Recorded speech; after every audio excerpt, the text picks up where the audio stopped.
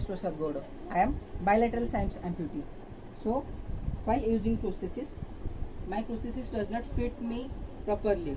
So it loses. So for this, I use normal socks as my uh, tightening. So it's my way of tightening my socks. So I use the normal socks, which is my technique to get fitted into my prosthesis. So which gives me better fitment. Thank you.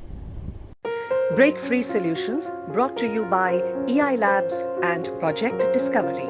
Partnered by Enable India, Trinayani Sethi Foundation, Alleges Easy, CII Young Indians and Young Indians Accessibility.